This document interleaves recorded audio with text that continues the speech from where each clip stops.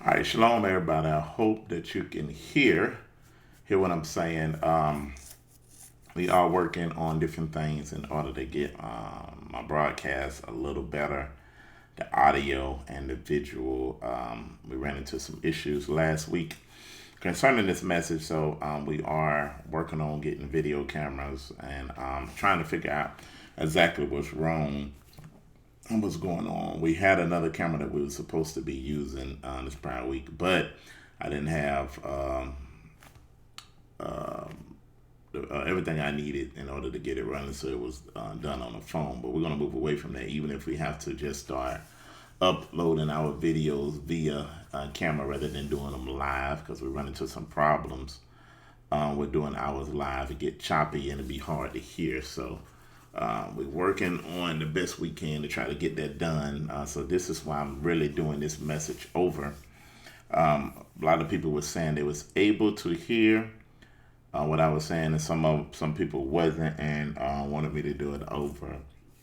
So we will be doing this lesson completely over with better audio. I hope the visual will do good, but the audio will be a lot more phenomenal. You'll be able to hear specifically what I'm saying. We got a Yeti mic, so that should help us get through the teaching completely. I originally did it this last Shabbat. It was a powerful, powerful message to people. In Augusta was very edified. Some of the people even that heard it online that could make it out was edified and was asking, could I do it over with the audio? Josh really was edified by it, and Josh actually did some of the lesson on it this past Wednesday. He kind of build off of what we had talked about. And he was dealing with Genesis 1 and 2, and it was really good. So what I'm gonna do, I'm doing the teaching over so you can have it, so the audio will be better. Even if I have to start doing this on a regular basis till I get all the equipment the way I need to have it, so stuff can flow properly.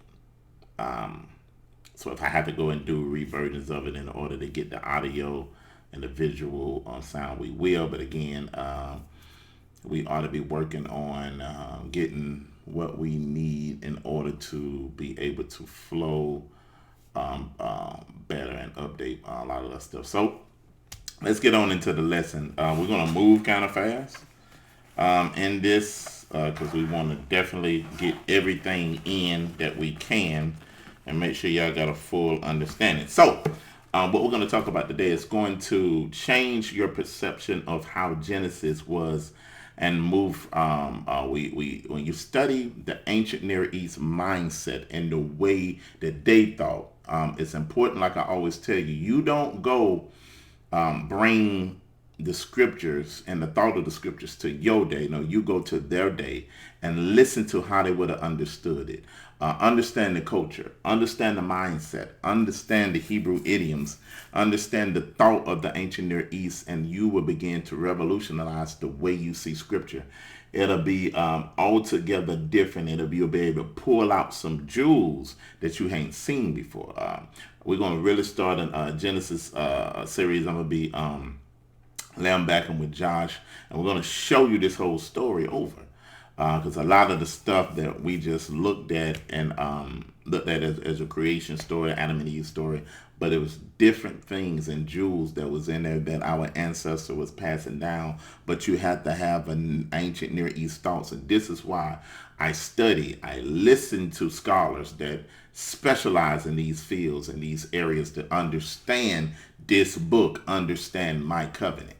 So that's why in some of these in this presentation, you will see information from different scholars, like John Walton, Michael Heiser, different ones on these some of these particular subjects that you'll see. But I'm telling you, we're going to begin to pull out jewels and things that you're going to be able to see that's going to be able to show you the right in a different perspective. Where we're looking at creation, it's not just describing creation, but something that was beginning to be functional and put in order. So let's keep moving. All right, the Shabbat rest. Functional order out of chaos. Let's see what we mean. What is the creation story according to the Bible? Is it just about creating things? Is it because we didn't made this story about how many years the earth have been here? We have made this story about how many hours within a day. What was that light in the beginning? Is that the purpose of why the creation story was being told? Was that the message that they wanted us to get of? Is it a scientific message, or is it a functional message? Is it a concrete message? A message that gives everything function and order. So what is the message in Genesis 1? Because as you begin to study, you will see that it's a straight out attack even against some of the other cultures, showing that our Elohim, our Most High, has functioned this earth. And we'll begin to see the mindset of the Most High. He says his ways above our ways, his thoughts is above our thoughts, even as the heavens is high above the earth, so of his ways above our ways. So you really have to listen in, you have to study. You can't be lazy with this to understand your book. What I always tell you all the time, understand your covenant so you can get the power of your covenant, so you can get the understanding of your covenant, so you can flourish and be the head and not the tail. So let's keep moving. So what would our ancient ancestors understood when they read Genesis 1? Did they get the same thinking patterns and thoughts and idioms that we would get of today? Did they see it the way that we saw it? Did they see it as resting on the Sabbath, sleeping? Did they see it as an earth coming out of nothing? Did they focus on that? Or would they have read it and seen temple worship and rulership? What does temple worship has to do with Genesis? Where did they see a temple? How could a temple be emerging in the story of the creation of the earth? How would they begin to read the story and immediately identify what is being taught here? Because this is the mindset. This was the ancient Near East cultural elements of understanding. When they read this, they was instantly understanding what they was culturally seeing in that area, right? Let's keep going. Would they look at in housing of a presence? How would they look at the Sabbath? The Sabbath would not be about rest. It would not be about going to sleep. What would it be about? How would they look at a holy of holies, and how would they see a priest? So all these things they are seeing in Genesis 1, temple worship, rulership, housing of the presence, Sabbath, not about rest. It's not about, they would have not looked at, remember the Sabbath day and keep it holy, as a day of going to sleep, as a day of just laying back and just resting your body. They would have seen it a whole when they looked at rest, they would have understood temple. A deity would rest. In their mind, they would see rulership. To rest is to rule in ancient thought. It ain't to sleep. But it's having everything placed in orders. You're reigning, you're ruling, your enemies under your feet. And that's the thought of resting.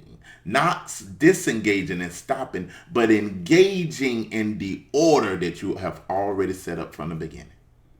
Resting is engagement, not disengagement. It's purpose. It's motion. It's progression based off what you have already set in place and order, and you begin to reign and rule. And the Most High in ancient thought told us, remember that. Remember your rest. Remember your reign. Remember your rule. Just as I put things in functional order in the beginning, now I want you to celebrate and rest in a functional order way. Let's keep going. So now, let's read it. Genesis 1 and 1. In the beginning, Elohim created the heavens and the earth. And the earth was without form. We're going to look that up. And void. And darkness was upon the face of the deep. And the Ruach of Elohim, of the Spirit of God, moved upon the face of the waters. The face of the deep is saying something, and the face of the waters is saying something. Let's keep going. But let's focus on these words, right? We're going to focus on the words without form and void, and we're going to see what this is. Strong's, let me say this. Remember that the Strong's are not inspired. There's good information, great study information, but it is not the end all be all. This is why you got to go deeper and understand the paleo to get the thought through pictograph of what it's saying, because language evolved from pictures. So they would create a language from pictures, and then you would be able to get what's revealed in this letter or in this word. All right, let's keep going. So we look at without form. Let's look at what it is. That's tahu, which is formlessness, confusion, unreality, and emptiness. So how in the world we can see that in the beginning the Most High created the heavens and the earth, right? He created his heavens and the earth, but then verse 2 said the earth was without form, void, or darkness. How can a creation of heaven and earth be without form and void and darkness? Because the Most High that says that he is the Elohim of light, and in him there's what? No darkness at all. He have never created anything outside of purpose. Whatever he's creating, he never create nothing meaningless. He purpose it first, and then creates it because it has been created to solve a problem.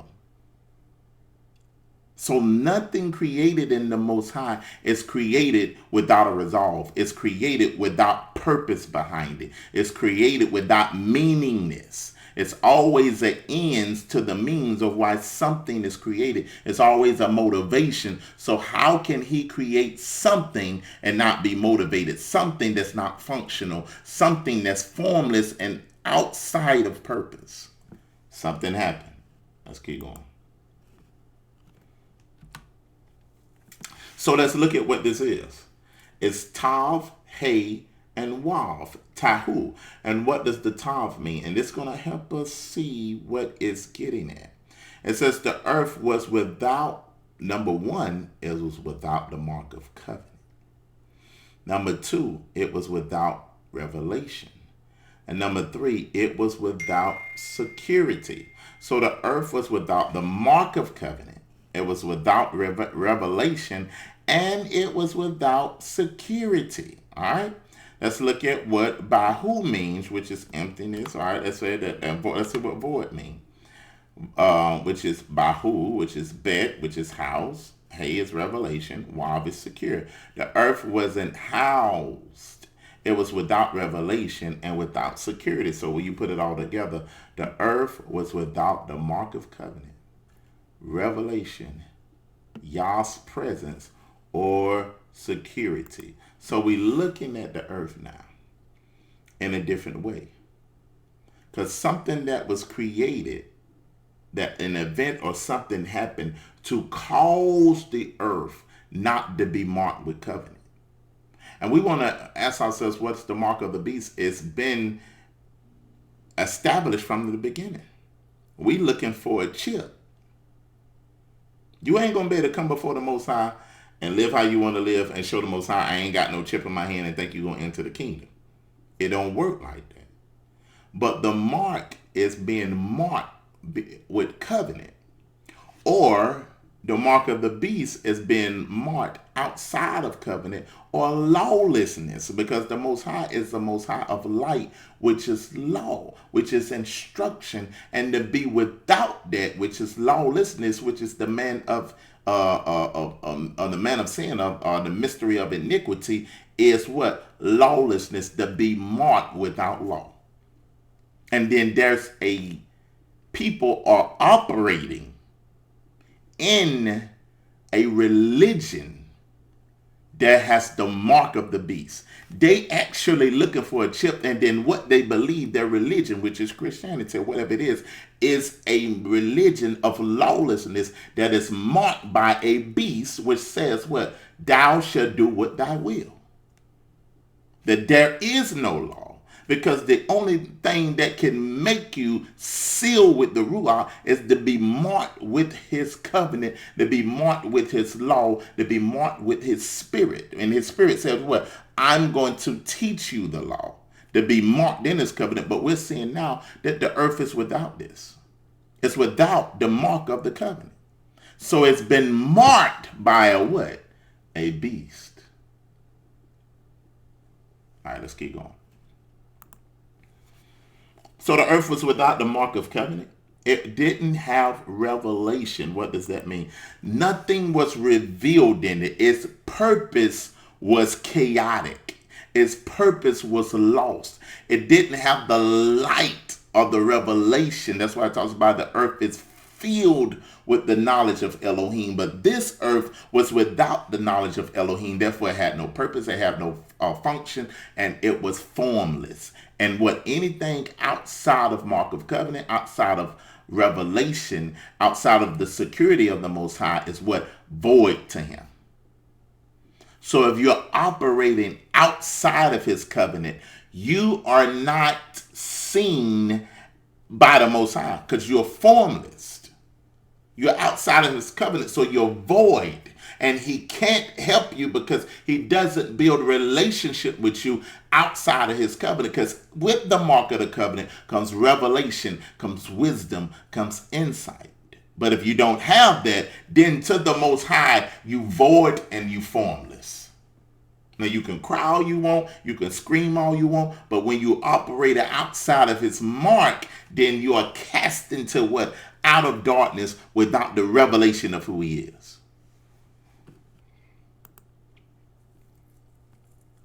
All right, let's keep going. Let's look at darkness.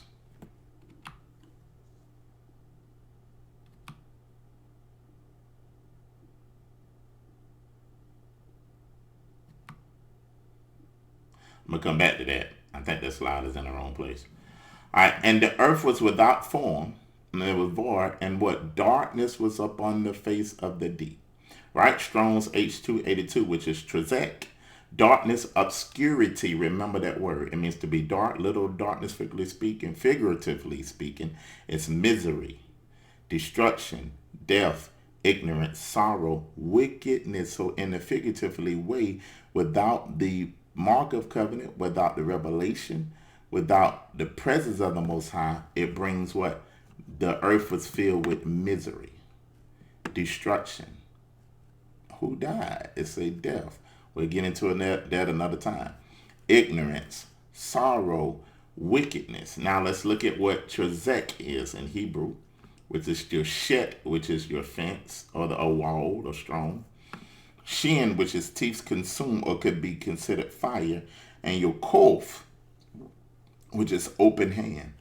So the earth was outside the fence. What? It was separated.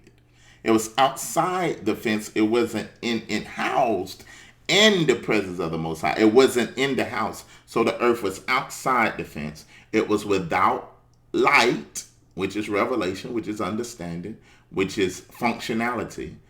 And it had no outstretched hand. Right?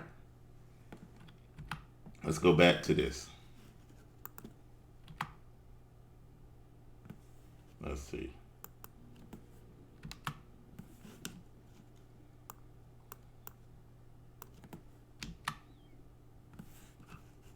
Alright, make sure we ain't having no problems here. Hold on 1 second. Alright, so let's look at an Egyptian parallel, right? In ancient Near East thought, darkness and seas are elements of non-existence in the ancient world. Non-existence is a reference to that which has not been differentiated or assigned a function, but yet has potential. So the earth wasn't functional yet. Let's keep on. So outside of Yah, Yah is light and the opposite of darkness. The earth was without the mark of covenant. It was without revelation. It was without his security. The earth wasn't housed with its presence.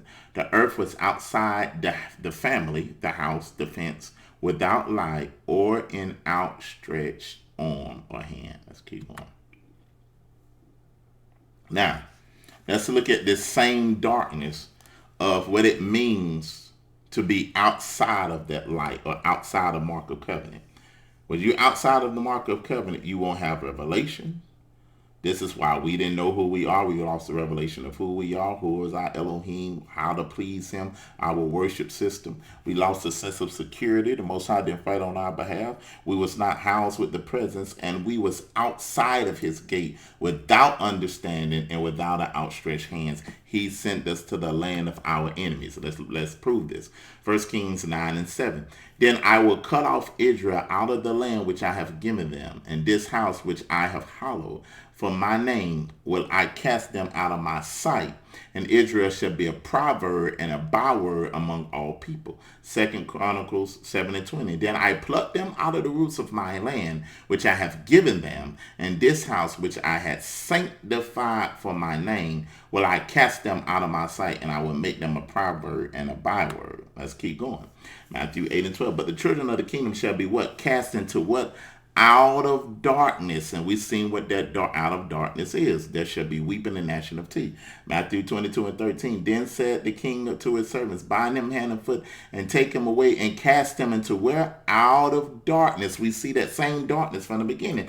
Everything comes back to the beginning. The same mark of the beast, the same darkness. All that comes from what? The beginning. Matthew 25:30. And he cast ye the unprofitable servant into what? Out of darkness. And there shall be what? Weeping and gnashing of teeth. Let's keep going. Revelations 22:14. Blessed are they that do what? That are marked by his light, marked by his covenant, marked by his revelation, for they might see right to what? The tree of life, and may enter. They ain't outside the gates. They are entering into the gates. They ain't outside the gate. They are entering into the gate. Because anything outside the gate is not marked with covenant. Doesn't have revelation. It's not housed with the presence of the Most High, and without or outside the fence, without light or an outstretched hand. And you see, when we broke the covenant and we was marked by what? The breaking of the covenant, then the Most High took us. He took us and he placed us in the land of our enemies. In the land of our enemies. All right, let's keep going. All right, so what it says here, Revelations 22:15. For without are dogs and sorcerers and whoremongers and murderers and idolaters and whosoever loveth and maketh a lie. This is what outside that kingdom. All right, this is what we got sent to. This is who we got sent to. It says, for without are dogs or sorcerers or whoremongers or murderers or idolaters, whosoever loveth and maketh what? A lie. Whosoever loveth and maketh a lie. Let's keep going. All right, let's make sure we can keep going. So what ended up happening?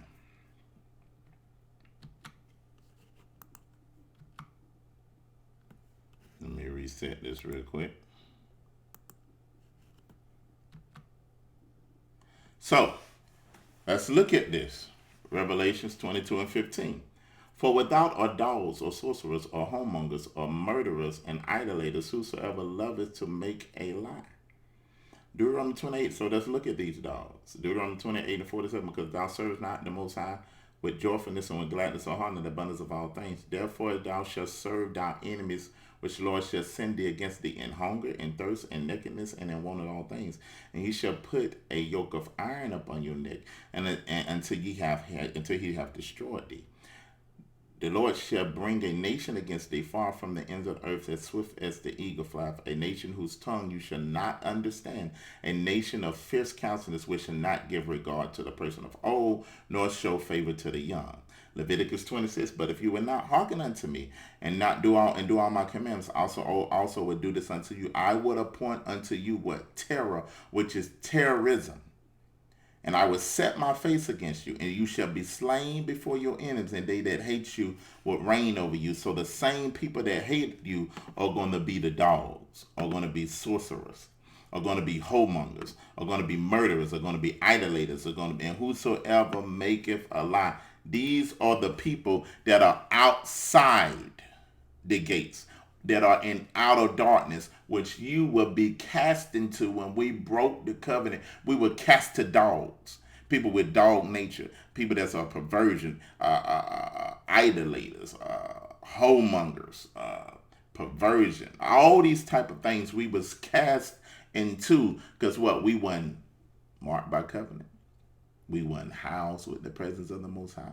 There was no revelation of who we are. This is why we were in the land outside of functionality. We didn't know what our function is with the Most High. We didn't know what our purpose is. We didn't know what any of these things was. We was marked without revelation.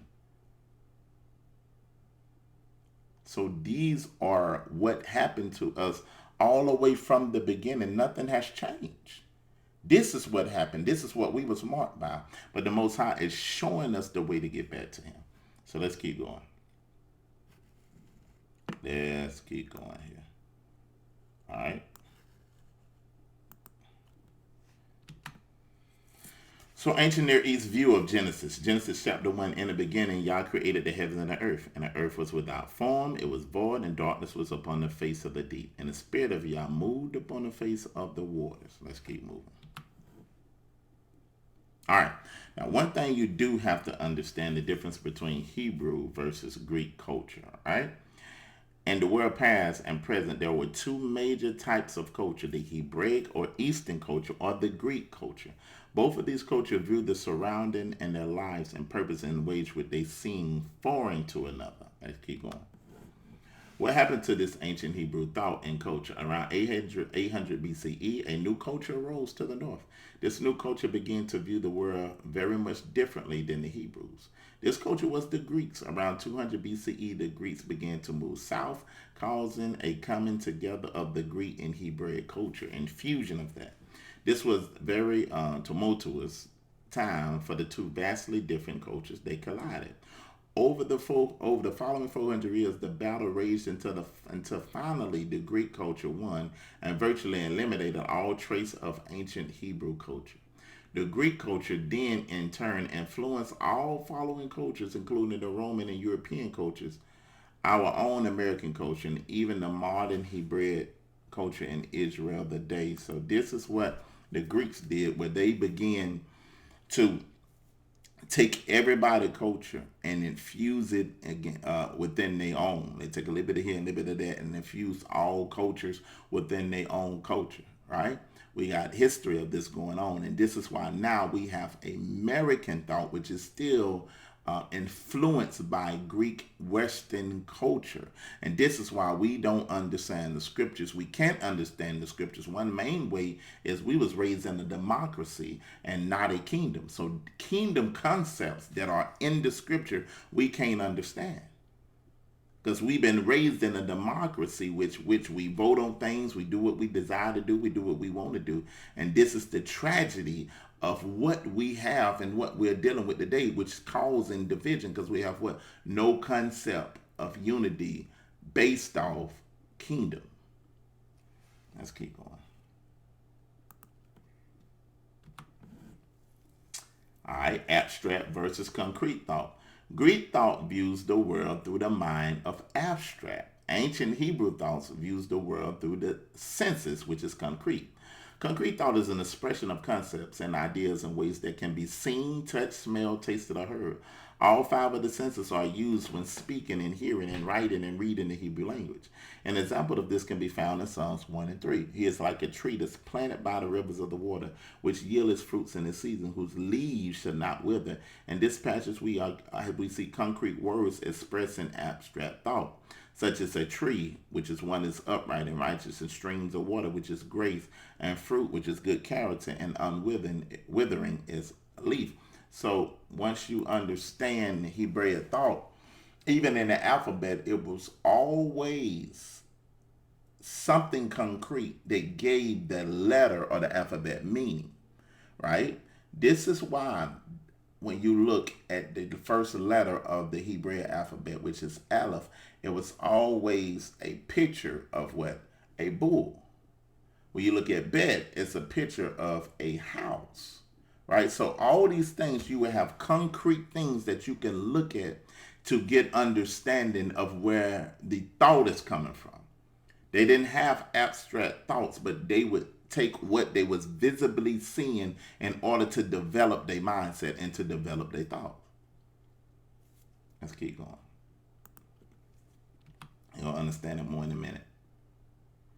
Abstract thought is the expression of concepts and ideas in ways that cannot be seen, touched, smelled, tasted, or heard. A Hebrew never uses abstract thought as an English does. Example of abstract thought can be found in Psalms 103 and 8. Yah is compassionate and gracious and slow to anger and abounding in love. And if you notice, I said that the Hebrew uses concrete and not abstract thoughts. But here we have such abstract concepts as compassionate, gracious, anger, love in a Hebrew passage. Actually, these abstract English words translating the original Hebrew concrete words. The translator often translate this way because the original Hebrew make no sense when literally translated to English. So when you look at words like gracious and anger and love, it's nothing that you can actually point to, right, in our language to make you understand what it is, right? You can't draw a picture of love, but you know love presence when you're in its presence of somebody loving you. You can't draw a picture of anger. If I say draw a picture of anger, anger has no entity itself, right? But you know anger when you see it. That's abstract thought. But Hebraic thought looks at things and develops meaning based off what it sees, right? Watch what I mean. It's concrete. Let's take one of the abstract words above to demonstrate how this works. An abstract word is anger. It's actually a Hebrew word, off, which literally means nose, a concrete word. When one is very angry, he begins to breathe hard and his nostrils begin to flare.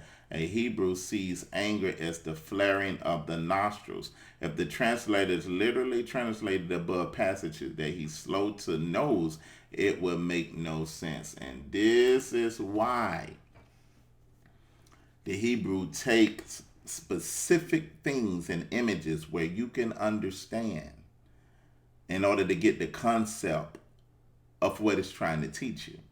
And we do the same thing today. When we say something, when the young people say, "Man, that service or that worship or that video say that it was lit," right? What do we understand lit to be? When you strike a match, when you make a fire, what are we saying, man? That was fire. We can look at a specific thing and get meaning, and we still do it today without understanding who we are. Those things are still within us, right? So we still do those things today. Just like if you say, "Man, that person right there has a slow drip." What happens when you turn off an old faucet and it don't come out real good? The drip is slow.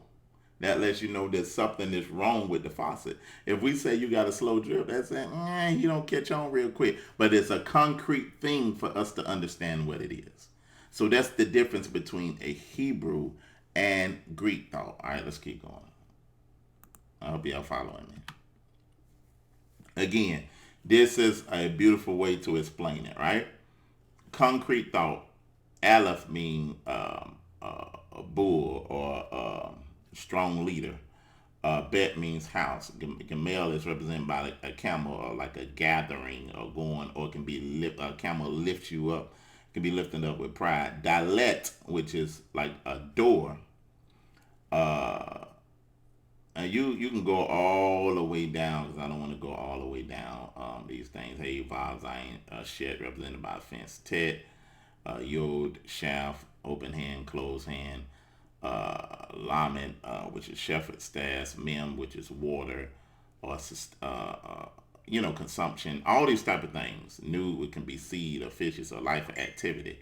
Ayin, the eye. Pei, the mouth. All these things are images of something that is concrete that you can see, that you can get to understand. So we are influenced by what we see and what's revealed through what we see.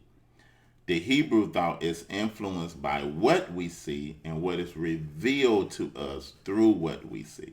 All right. So this is why that we had to sacrifice bulls and why we had to sacrifice lambs, because bull, when you look at a bull, that's a strong leader, but sometimes bulls can be stubborn. A bull can go their own way, they can go their own desire. So the Most High saying, what the same makeup of that bull is what I want you to sacrifice on this altar.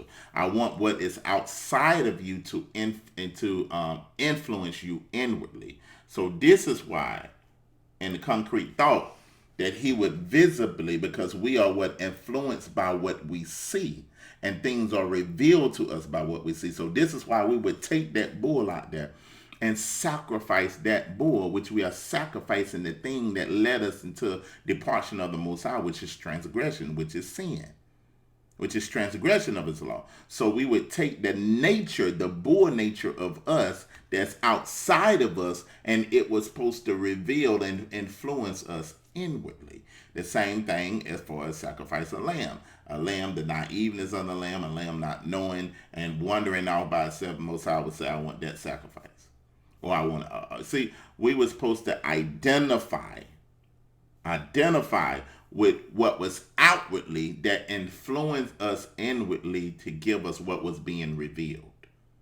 Because we are a culture that is moved by what we see, and what we see gives us revelation.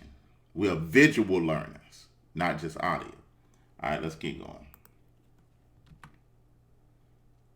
So, the difference between Greek and Hebrew thought.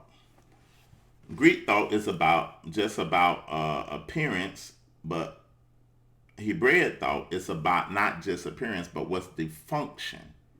What is the function? It's not about the adjective, but it's about the function, what makes it functional. Greek thought describes object in relation to its appearance. Hebrew thought describes objects in relation to its function. This is why I was just saying that we would look at an animal and understand its function. And if we had those same functionality within us, then we would sacrifice that on the altar. Because the function of that bull is what made us, is what we're sacrificing on the altar. So this is why you have to understand that Hebrews move off of function. The Most High developed things off of function. All right, let's keep reading.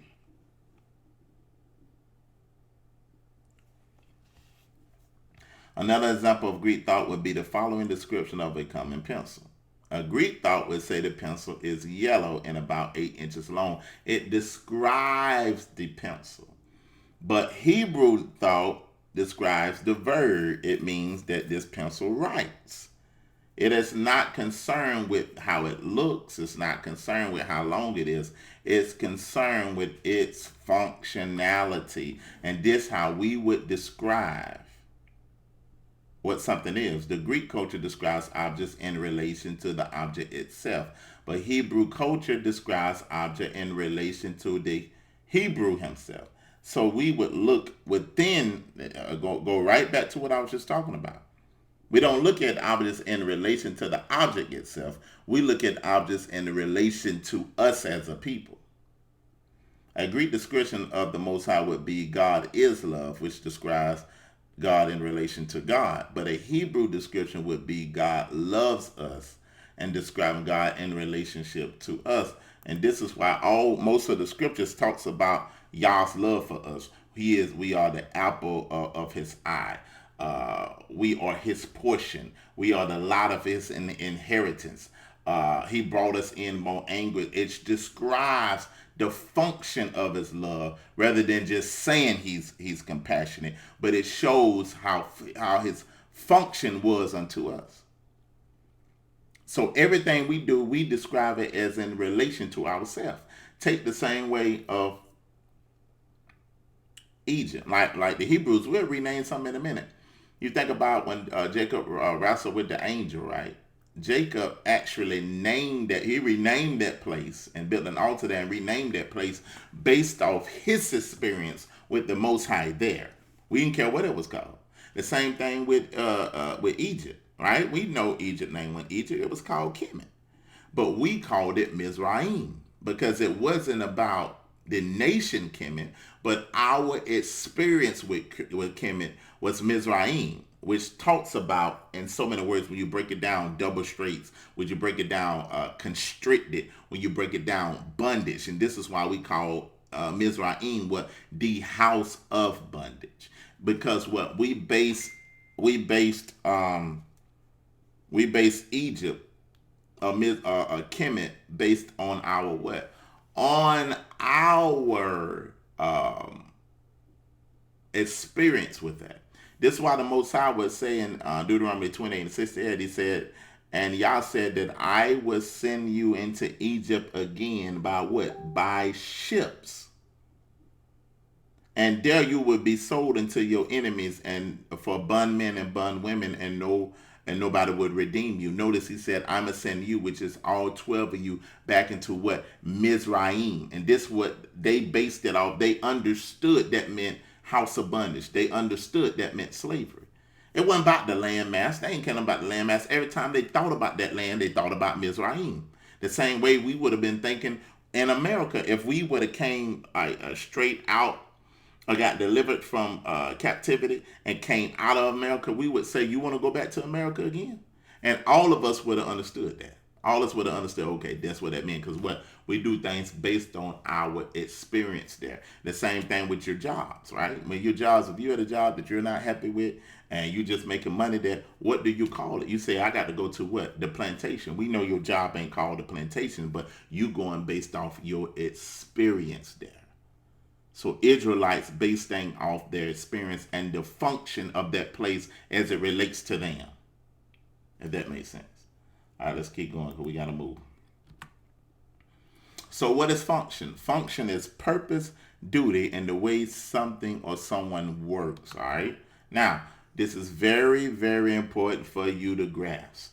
Functional creation over a creative, just describing creation. So now we throwing things out the window. We ain't looking at how long the earth has been here. We ain't looking at what the earth looked like. We ain't looking at if there are planets up there or not. All we care about, what was the Most High, what function did the Most High give it? We ain't talking about how beautiful the light and how many millions years the sun is from earth and the galaxies. We don't care about none of that in Hebrew thought.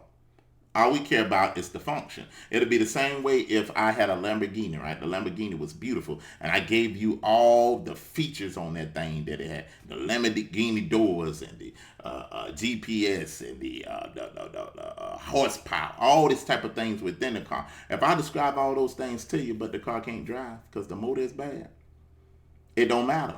What we have learned in American thought is to look everything based off its features and not its function. We even have learned that taking care of ourselves.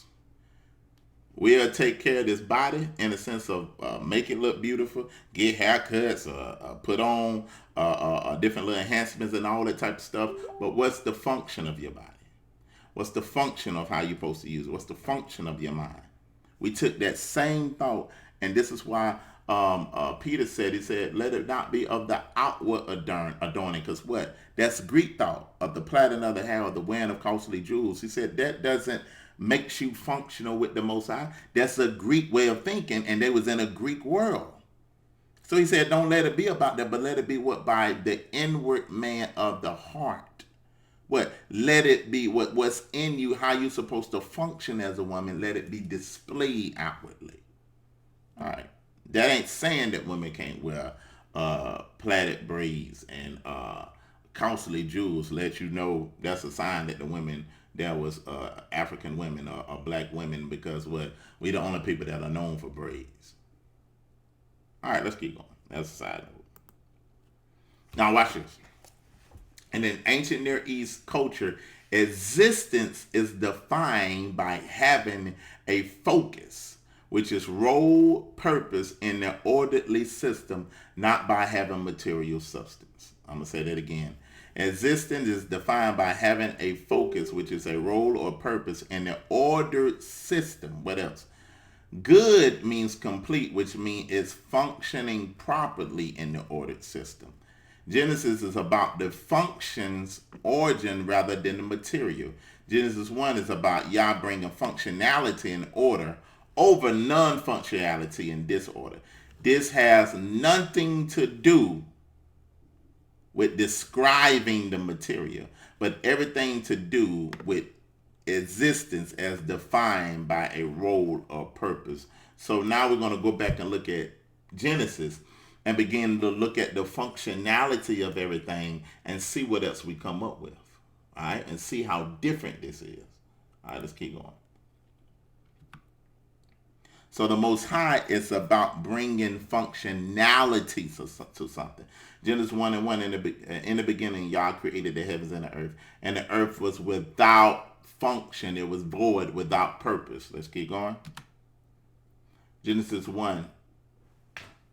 And God said, let there be light. And the earth was what? Made functional. Verse 4, and Yah saw the light that it was good, which it was functioning, and God divided the light from the darkness. And the night, and Yah called the light day, and the darkness he called night, and the evening and the morning was the first day. And this was the inception and the creation of time, the separation of night and day. The separation of this was called time. All right? Naming and separating things was considered creating in the ancient world. So what was happening here? God, Yah said, let there be light, and the earth was formed and it was made. And Yah saw the light that it was good, and he may call it functional, and God divided the night. So one thing that is known in the ancient times, when you name something, you are giving it its function. And this is why the Most High brought all the animals to Adam to see what function he would give them. And whatever function that he gave them is what they obeyed.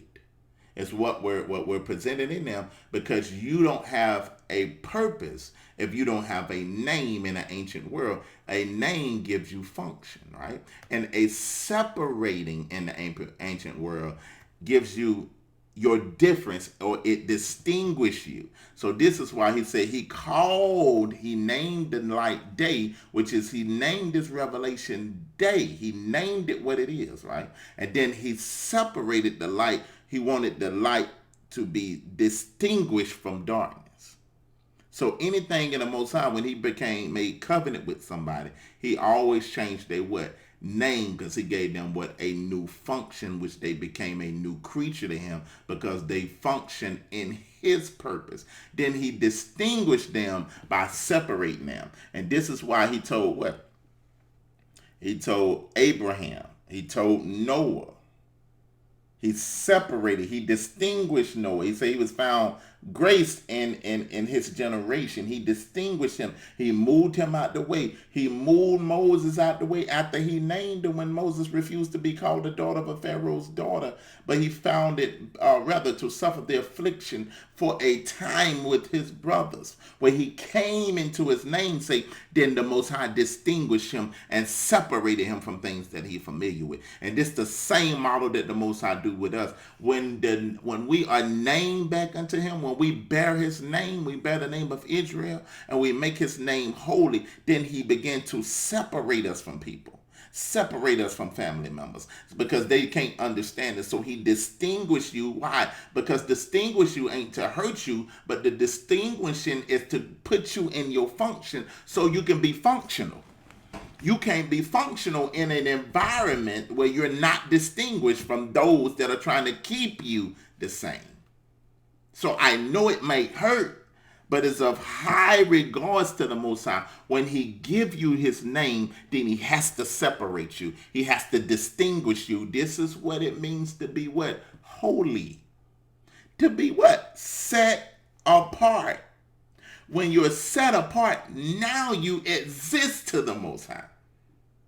You don't exist to him if you don't have his name, which he can name you, which give you purpose. Then he distinguish you, which he makes you set apart, what makes you holy. And this is the whole definition of what holy means, to be distinguished from everything else.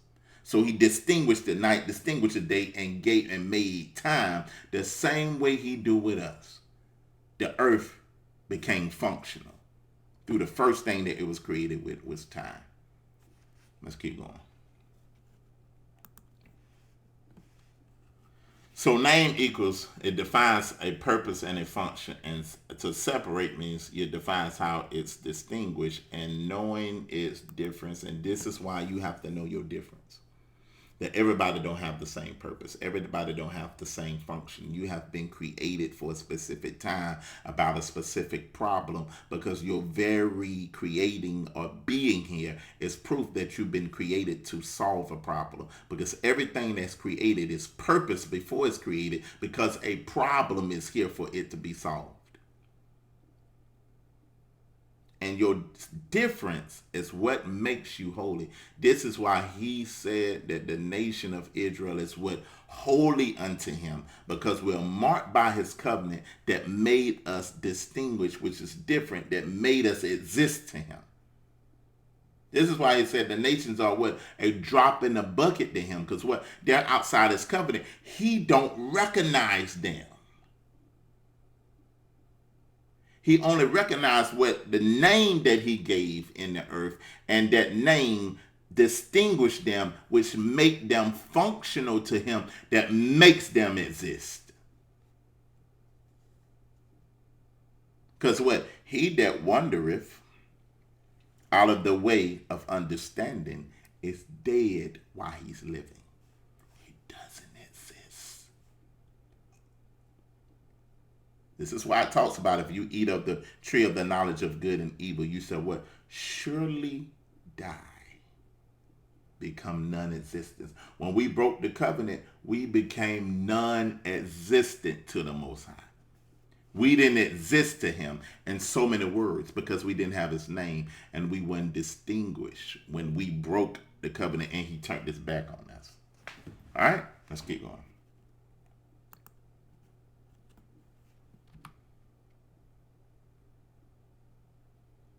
Genesis 1:26. This is a good one I like. And Yah said, let us make man in our image and after our likeness. And Yah created man in his own image. In the image of Yah created he him, male and female. He created he them. So many years I looked at that and I tried to do it with Greek thought. I tried to explain it. I tried to describe it, what the image was. Boy, he must have been a black man, boy. Most High had a fro. We got a fro. Most High got eyes. We got eyes. Most High must have some big lips because he made us in his image and his likeness. That means we look like him, or he made us just like him in the sense of smart and intelligent. Now, that's Greek thought of abstract thought. Now let's go into the ancient and see what to image somebody is. And I'll let you know what it is. To image somebody is when you look in the mirror, you see your reflection. So in the ancient world, when it said he made us in our image, that means that ain't got nothing to do with how you look. That has everything to do with how you function. So to be in the image of somebody is to be in their very function, to do the exact thing that they do, where you have become them. So this is what the scripture says, that Yah said, let us make man in our function and in our likeness. What is it saying? I want you to function just like me. And I'm going to lay out how I function through creating my system in 6 days. And then I'm going to reign and rest on the Shabbat, on the Shabbat. And I want you to function like me. I want you to be fruitful and multiplying in your dominion of earth. Because I'm going to give you a dominion, and I want you to be fruitful just like I was fruitful in the beginning, was created in 6 days. And I was multiplying in 6 days. And then I reigned and ruled over what? My dominion. And we all have specific dominions that he has given us to be profitable servants unto him. Well, we can mirror him or image him. Let's prove this.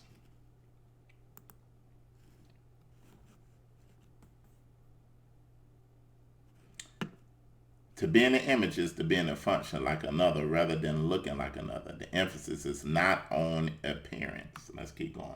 Let's prove this. John 14:7-10. If you have known me, you would have known my Father also. For henceforth ye know him and have seen him. But wait a minute. Wait a minute. How in the world? Because we got one scripture that says that no man have seen the Father but the Son. No man have seen the Father but the Son or heard his voice. So now we understand what he was getting at. Watch what he said. If you have known me, you would have known my Father, because I'm in his image, not his look, but in his function. For henceforth you have known me, and you have what, seen him. But he said, y'all ain't nobody ever seen the Father. He said, how have we seen the Messiah? Verse 8, Philip said unto him, Master, show us the Father, or show us Abba, as it sufficeth us. And Yahushua said unto him, have I been with you so long with you, and yet you have not known me, Philip? He that have seen me have what, seen the Father. And how sayest thou then, show us the Father? He said, how are you telling me to show you the Father when I'm among you? Because I am what? The image, bodily. I reflect him. I'm in his function in body. So how are you asking me to show you the Father when I demonstrate him? I walk as him. I'm in his function. The fullness of the Godhead is in me bodily. I am the function of my Father. So therefore, when you have seen me, you have seen him. Because we mirror each other with the image of each other. So in ancient times, to be in somebody's image is to be in their likeness, is to function as they function.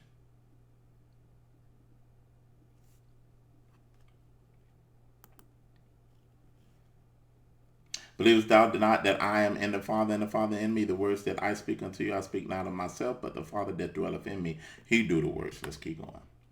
Yahushua example of the function of his Father. John 4:34, Yahushua said unto them, my meat is to do the will of him that sent me, and to finish what? His work, because his work is my work, because I function as he functions. John 5:17, verily, verily, I say unto you, the Son shall do nothing of himself, but what he seeth the Father do. For what things soever he doeth, these also the Son does what likewise. John 5, do you see that? For whatever the Father does, the Son does what? Likewise, I'm in his function and his likeness. John 5:28, I can of my own self do nothing. As I hear, I judge, and my judgment is just, because I seek not my own will, but the will of the Father which hath sent me. John 6:38, for I have come down from heaven not to do my will, but the will of him that sent me. I am in the function of my Father, and we are conformed into the image of his Son, which we are the image, the exact express image of Mashiach. Therefore, we are his body. So we supposed to image him. This is why he said, if any man come after me and don't deny himself, because you can't be in my function. You can't be the image of me acting like yourself, because you're supposed to mirror me. And this is what it means, y'all. When you say, do this in my name. It ain't got nothing to do with just words and letters. When he say do this in my name, that name is talking about do this in mirror or patterns in the way that I do it. That's why you never hear himself, in the name of myself, be healed. He told the disciples, he breathed on them and gave them the Holy Spirit. And he said, go out and cast devils in my pattern. The same way you seen me do it, it's the same way I want to see you do it. You in your prayers, because what? You're praying like I pray. Because I have showed you the image. When you asked me how to pray, I showed you. He said, pray in this manner. And so this is why you pray, and you in your prayers, not just saying my name, but it's in my pattern. This is how I came before the Most High, not just like a God, but I came to him as my Father. And he said, pattern this after me. Pray in my name, pray in my image, which is my pattern. This is how you come boldly before the Most High. In my image, not necessarily saying my words or spelling my name. But this is my pattern that I left for you. And if you cast out spirits the way that I did, with that same authority, they will leave also too. Because what you're imaging, mirroring me. Let's keep going. Genesis 1 and 31, I gotta move. And y'all saw everything that he made, and behold, it was what? Good, or it was complete, or it was functional. And the evening and the morning was the sixth day. So the Most High created all things from the first day to the sixth day. And every time that he created something, he looked at it being good. He looked at it being complete. He looked at it being fully functional.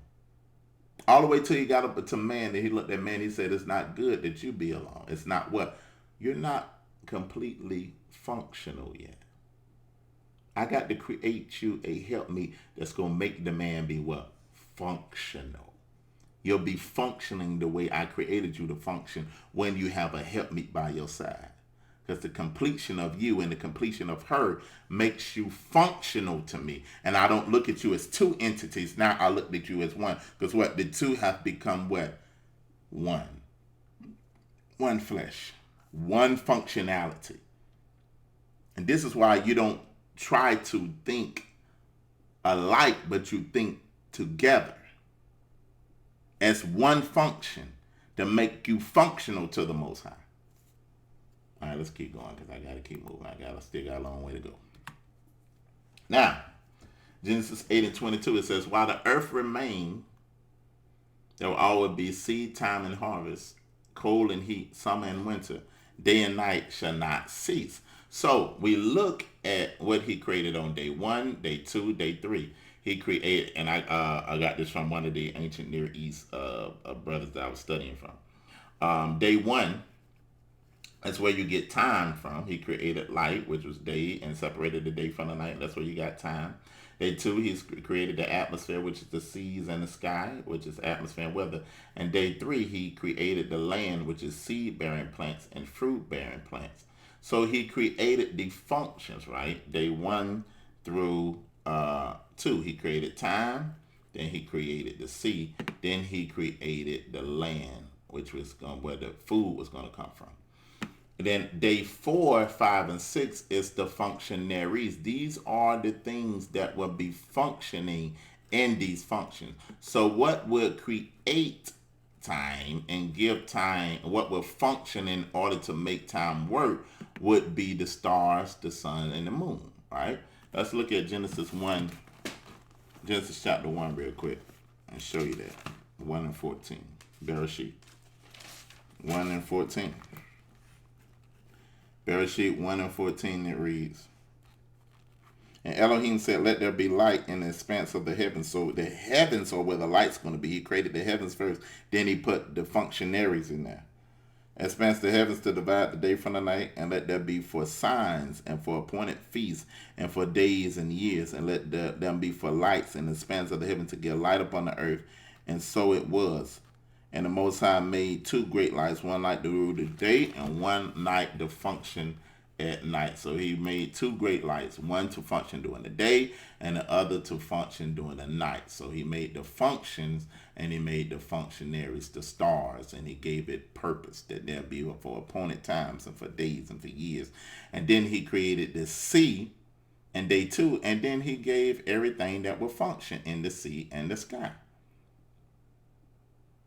And then day 3, he created the land and the food and the plants, and then created what would function on the land, which is livestock, insect, beasts, and humans.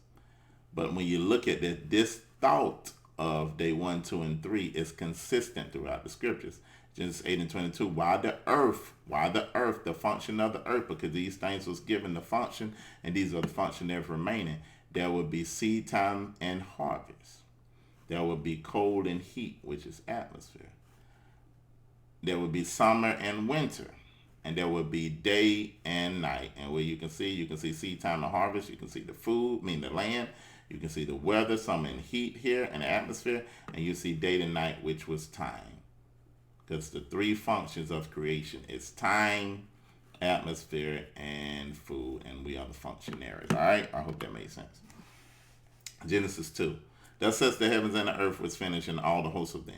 And so the Most High created the functions and the things that will function on these things. Verse 2, and on the seventh day, Elohim ended his work which he had made, and he did what? He rested on the seventh day from all his work which he had made. And Yah blessed the seventh day and sanctified it, because that in it he rested from all of his work which he created and what he had made. Let's keep going. Let's look at what rest is. So Joshua, now we're going to get an ancient concept of what rest is. Look at Joshua 21:41 through 45. And Yah gave unto Israel all the land which he swore to give unto their fathers, and they possessed it. And Yah gave them what? Rest round about. Right? Let's keep going.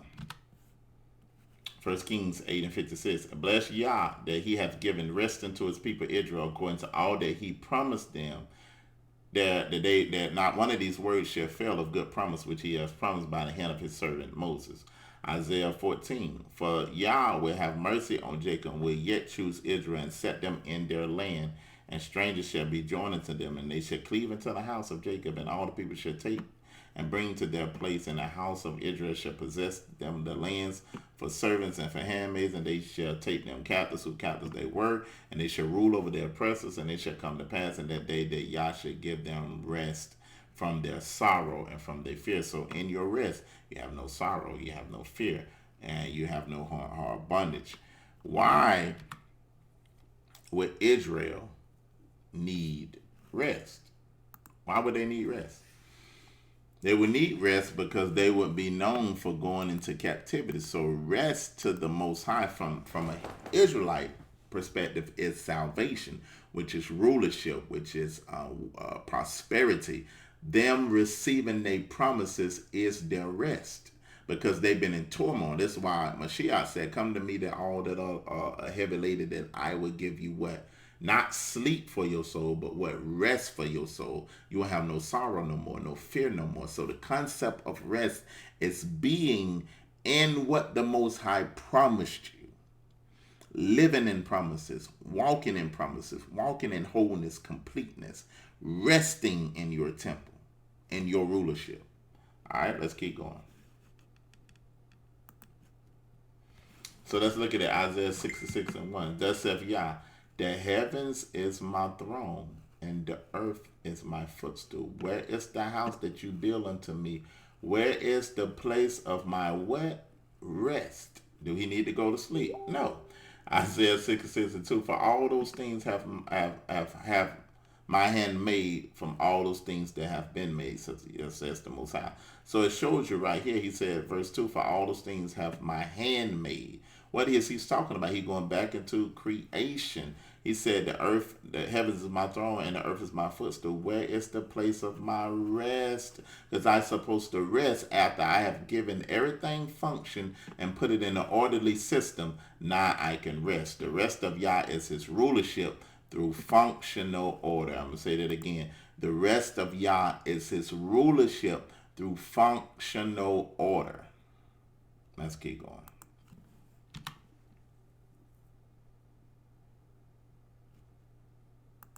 So again, what is rest to the Most High?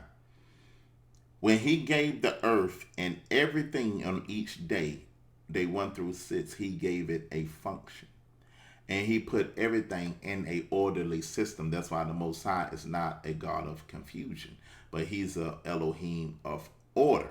He sets everything, he gets everything, his boundaries, get everything his order. He sets up the system, and then after he set up the system, he runs the system, which is what he reigns and rules over. It'll be the same way that if a person move into a house, right? A person move into a house, and they have boxes everywhere, right? That house is not functional.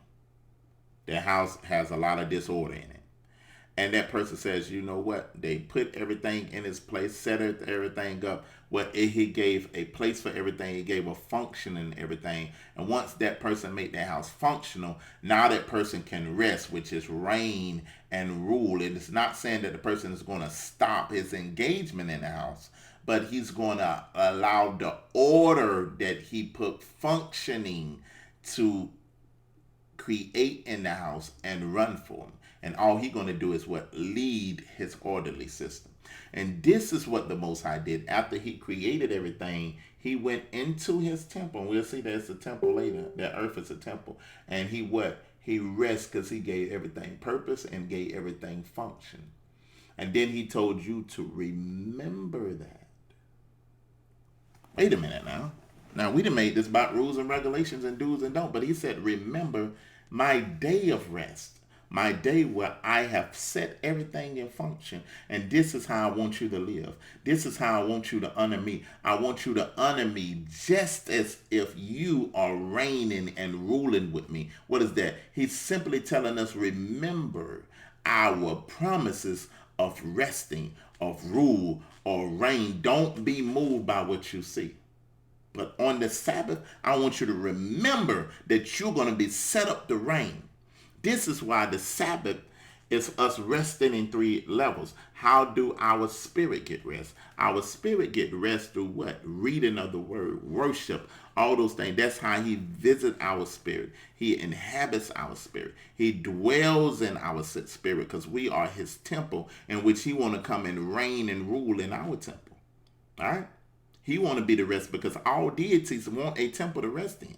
He said, where's the place of my rest? He want to rest inside of us. So on the Shabbat, our spirit need rest. But not only our spirit, our soul. What Mashiach said, he said, come to me all that are heavy laden, and I will give you what? Rest for your soul. Your soul have been promised rest. But a lot of times we allow fears to hit us. We have resentment to hit us, jealousies, envies, bitterness, all these things here hitting us, and we moving so fast throughout the week that we ain't given our soulish realm an opportunity to get its rulership and rest again before we start the next week. Remember the rest for your soul. That you ain't supposed to be work. Your soul ain't supposed to be working. Your emotions working. Your feelings working. You crying. Your fears is overtaking you. Your mind is mastering you. He said, no, remember my rest on that day. And Mashiach said, I come to give you rest for your soul.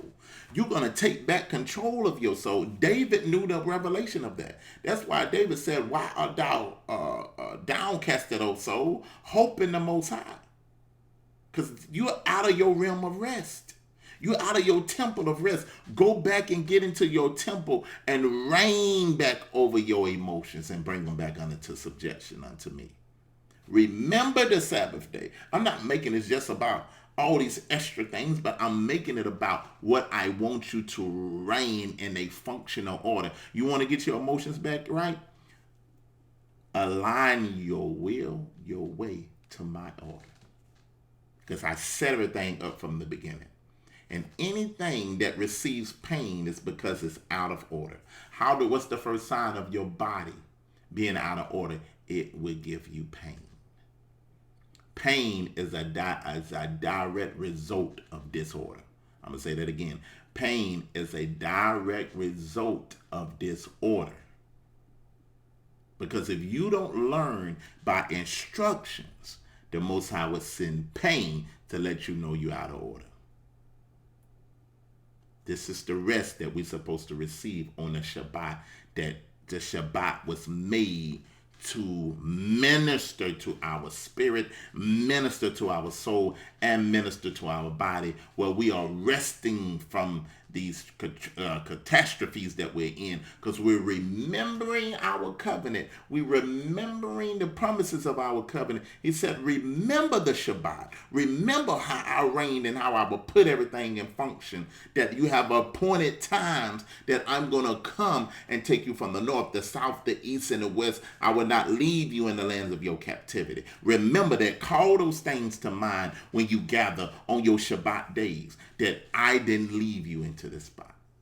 There'll come another day when you'll be ruling and reigning, and that's what I want you to remember. Because as I'm in order and in my temple, you shall be back in your land, in your temple, and in your order, where there'll be no more weeping and gnashing of teeth for my people anymore. Because they'll be marked with my covenant, with my revelation, and housed with my presence. Therefore, they will be a city without walls. There'll be a city that's secure, because I will be their fence. All right, let's keep going. So, Let's do this real quick. Look at Genesis 1, 2. Genesis 1 and 2, because I got to hurry up. Yeah, I got to hurry up now. Genesis 1, verse 2.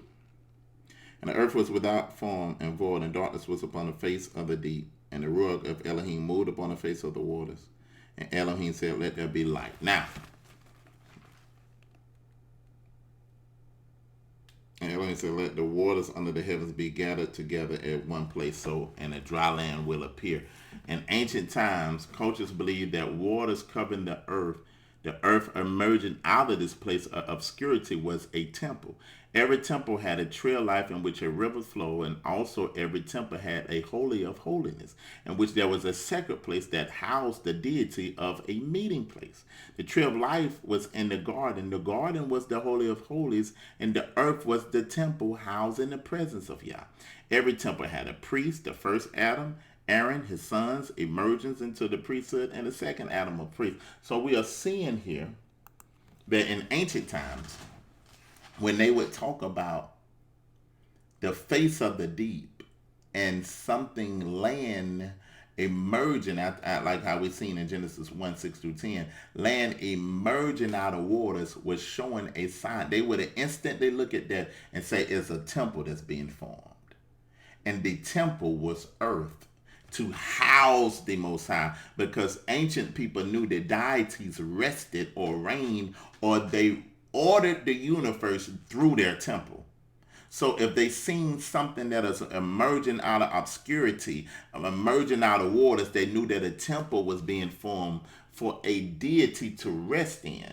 And then the Most High created what within a temple, the Garden of Eden. He had the man outside. He created the man outside the Garden of Eden. So the man was formed in the temple. And then the man was placed in the Holy of Holiness. The Holies of Holiness, in order to what? Sacrifice, to work his priestly job. And you see it. You'll see the same pattern. When the Most High created the temple in the wilderness, he poured out Aaron and gave Aaron priestly duties. Let's keep going, because I got to get up out of here. Let's prove this. Now, these are some of the notes and sources where I'm, getting some of the information from. You can pause this and get some of these things, but we got to keep going so I can get through. Of the face of the deep. Let's look at what that meant in ancient times. These are some ancient sources to let you know that the face of the deep, and all these are phrases letting you know that a temple has been formed in the ancient Near East. Anunu temple built by Gadea of Lagash is depicted as a rising out of primordial waters in the Sumerian abyss, English abyss, and raising its heads to the heaven. This is the same temple is called the foundation of the abyss, a phrase that connects it with the most ancient sacred temple in Sumerian tradition, the temple of the abyss of the Sumerian god of the sweet waters, Abyss Anuki at Edra, on the southmost regions of the Euphrates rivers. Sumerian buildings traditions make it clear that it was necessary to sink the foundations of the Timos, or the temple platform, deep into the primordial abyss. The temple was thus founded in and rose out of the primordial waters of creation. Genesis 1, and the earth was without form and void, and darkness was on the face of what? The deep. The same thing that is written in ancient times to let you know that this thing is talking about what? A sacred temple. And the spirit of Yah moved over the what? Face of the waters. All right, let's keep going. I'll give you more evidence of it. Another hymn to a temple is in the uses the phrase shrine, a pure place in earth of an end, to interference to the temple. The same phrase of earth aying occurs at a lexical text where the phrase Akkadian is equated to Uruk, the Sumerian city where a great temple of Ziggurat to Anu was being built in the beginning of 3400 BC. The phrase earth of En, when connected with the proto-Ziggurat built in Anu, present of Uruk capped by a white tip about 3000 BC, gives yet further support to the equation of pyramidal mound which arises out of the abyss, or which is a temple along these lines with Irene Frankfurt wrote of the ziggurat, that massive temple tower which stood for the mountain as a symbol of earth. So we are seeing here with the reading of this that earth was also used as a temple, the word earth. All right, let's look at something else. The conception that temples are the architectural representation of a perennial mound is quite clearly expressed in Egyptian documents and architecture from the earliest times. Everywhere the site of creation, the first land to emerge from chaos, was thought to have been charged with vital power, and thus each and every temple was supposed to stand on it. So earth creating from emerging from chaos was considered what a temple, that every temple was supposed to stand on this. And this is why it talks about the earth was void and without form, right? And one of the words was chaos. Let's look at this same, now look at the Holy of Holies. This same ideology graphically portrayed the walls of the Pometic period temples of the Ikfu and elsewhere in Egypt, where, according to A.J. Spencer, practically every temple or shrine of this period was considered a replica of the first temple built in a proverbial mound in the midst of waters of Noon. Most importantly, though as in Mesopotamia, it is not the temple enduring that is viewed as incarnation of the perennial mound, but the Holy of Holies within the temple. It was the cult room of Assyrian, the deity Assur's main temple in Assyria capital, that was called the House of the Great Mountain of the lands from the time of Sargon and onward. Simply in the Neo-Sumerian temple hymns, we read that the termination of these destinies and carried out and Duku, the holy mound, where we know in the Mesopotamian text that there was a chapel, and many of that is not it's called a temple. They call the Sumerian, I don't know what that is, Akkadian Paratsuma, the chamber of destiny. It was this chamber that was to determine of destinies, and this is letting you see that they considered these things that was on the temple the holy of holies. So we see that the earth coming being merged out of the water, they would see that have been as a temple being made, rivers that are running to another temple, which would be the Garden of Eden, which would make that the Holy of Holies, and a priest would be put there in order to what? Run the appointed times, the sacrifices, all these things will be done. And these was believed by Sumerians, Egyptians, Mesopotamian, Assyrians. This was common among them. And this is why the Genesis story spoke of these things. Now let's look at water purification, and let's look at order also too. John 13. Now before the feast of Passover, and when Yahushua knew that his hour was come, that he should depart out of the world unto the Father, having loved his own which in the world, he loved them unto the end. After that, he poured water into a basin and began to wash their feet and to wipe them with a towel they were girded. Then cometh Simon Peter, and Peter said unto him, Lord, dost thou wash my feet? And Yeshua answered and said unto him, What I do thou knowest not, but thou shalt know hereafter. Peter said unto him, Thou shalt never wash my feet. Yahushua said, answered unto him, If I don't wash your feet, you will have no part in me. Some people said unto him, Not my feet only, but also my hands. So what was he was doing? He was initiating them into a priesthood. This is why he told Peter, if I don't wash your feet, you ain't going to have no part in me, because baptism or immersion is an initiation into a priesthood. So Mashiach was bringing another order, another reign, and another priesthood through the initiation of water. All right, let's keep going because we got to move. Hebrews 6:20. Whether the forerunner is for us into even Yahushua and made in high priest forever after the order of Melchizedek. Let's show that he was actually putting them to an order. Matthew 3:13-17. Then Yahushua from Galilee to Jordan unto John to be baptized of him. But Yahukanah forbade him, saying, I have need to be baptized of thee, and comest thou unto me? And Yahushua answered and said unto him, Suffer it to be so now, for thus it becometh for us to fulfill all righteousness. John 3:30, and the bridge belonged to the bridegroom. But he said, I must increase. He must increase, and I must decrease. What was John saying? The order of Melchizedek is going to increase, and what? The Aaronic order is going to decrease. So he said that order must increase, that I must decrease. And we talking about the order of Melchizedek. All right, and let's look at what order Melchizedek bought. All right, let's keep going. Now, in order to see this order, and you can read Hebrews on your own, you'll be able to see that. But let's look at this order, and let's see if that Mashiach bring a certain order, the same order that he mirrored through his father. John 3:16. I know this don't seem like it's making sense, but watch this. For Yah so loved the world that he gave his only begotten Son, that whosoever believeth in him should not perish but have everlasting life. Now, let's look at and see what that world is talking about, the whole world.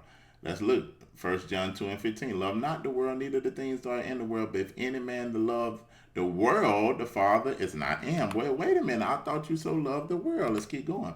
James 4:4. Ye adulterers, do you not know that friendship with the world is hostility towards Elohim? Therefore, whosoever chooses to be a friend of the world renders himself an enemy of Elohim. But wait a minute. I thought he said he so loved the world. Let's keep going. Romans 12:2. Do not be conformed to this world, but be ye transformed by the renewing of your mind.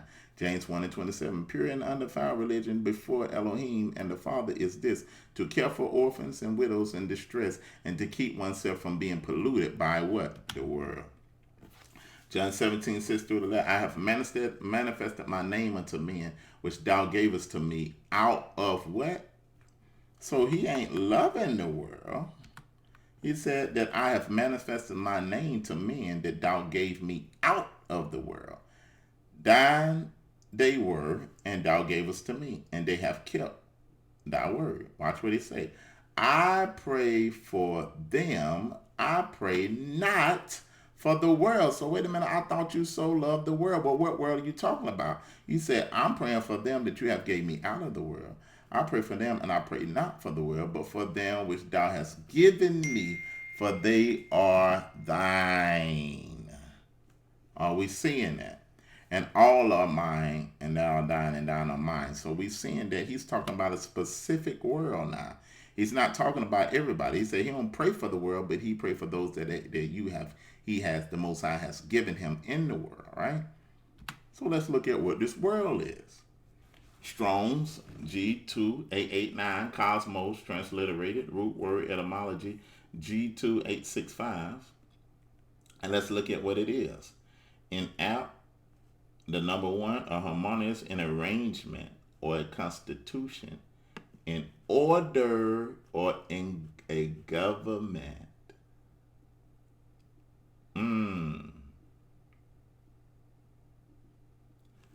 Let's look at the root word of that, G2865, an orderly arrangement. Declaration by implication, the world in a wide or narrow sense, but in order or an arrangement. So now let's go back and look at this. For Yah so loved what? The order that he gave his only begotten Son, that whosoever believe in him should not perish. What order is he talking about? The order that he set up in the beginning, which made the whole world functional, that got dysfunctional when Adam dropped the ball and lost the order. But Yah so loved his order and told us remember his order that he gave his Son. Not for everybody, but those that was what? Priest of his order, which was Israel, right? Let's keep going. Let's prove that. The Strong's root of world or order is called kamizo. Let's see what that means. It means fundamental, to receive, to bring. It's to take care for, to take care of, to provide for, to take up, to carry away, in order to care for, to preserve, to carry away, to bear off. We're looking at the root word of world. To care, to bear, to bring, to carry away from oneself, to carry off for what is one's own. Watch this, to bring back. It's to receive or to obtain a promised blessing. To receive what was previously one's own, to get back, to receive back, to recover. So the Strong's definition of the root world is order, which is to receive what was previously one own. And we understand what that means now. that the Son brought back the same order or the constitution or the arrangement from the beginning, and to give it back to the people that once what had it. So this is why he can say now that for Yah so loved what? The order, the arrangement, the world, the people that had it before, according to the root word of world and the context. The same order that was there from the beginning. He so loved the function. So again, in ancient concepts of resting in the temple, in ancient world, Elohim's rested in temples, and temples was constructed for deities to rest.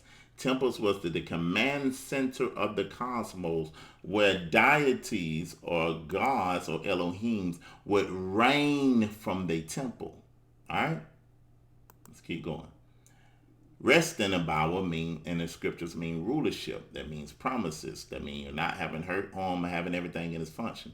Yah ceases his ordering and activity and takes command in his rulership. So the Most High created everything. He ceased from his creating and he took command because he said everything is complete. That means it's functional, it has purpose, and it's in order.